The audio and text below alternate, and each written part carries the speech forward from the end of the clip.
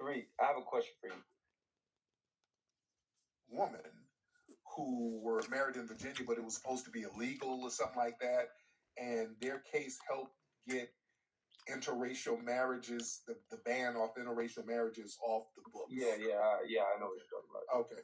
But this woman, she was actually Native American. She got reclassified as Negro, but she was really a Native American, but she looked like a typical black person, but she was really Native American. There was a lot of situations like that. You see?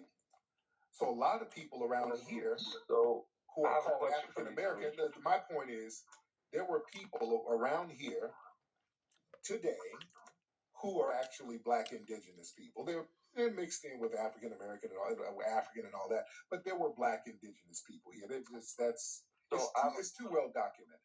Tariq, I have a question for you.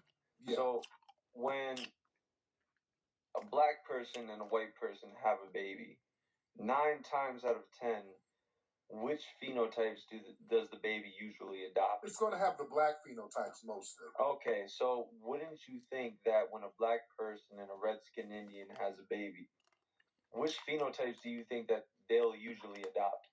It's going to get the black phenotype. So what he's trying to say is the only reason that you have black Indians is because of the blacks who were enslaved by these indigenous tribes, and that's the only reason that you have black Indians. No, dude.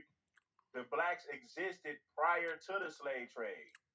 But of course, you've been fed something different. Of course, you've been told something different. So you're going to just run with the lie because why didn't I say so, dude? I don't believe that, dude. My family told me that blacks only came on slave trade. Blacks only came on slave ships, dude. There's no such thing as a black Aboriginal, dude.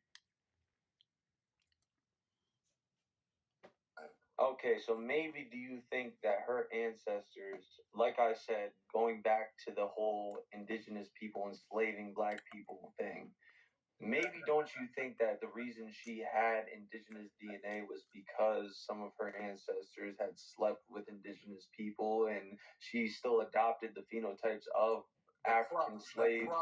The problem with that narrative is that too many European explorers, when they first got here, they all saw black indigenous people here based on their testimonies, even in the map. So even before formal slavery over here even happened, they were talking about the black indigenous people they saw. Even if you look at maps that were drawn in the 1500s, they would always draw the indigenous people looking like Negroes over here. So there's something to that. Everybody wasn't lying, okay? And all these explorers were not lying.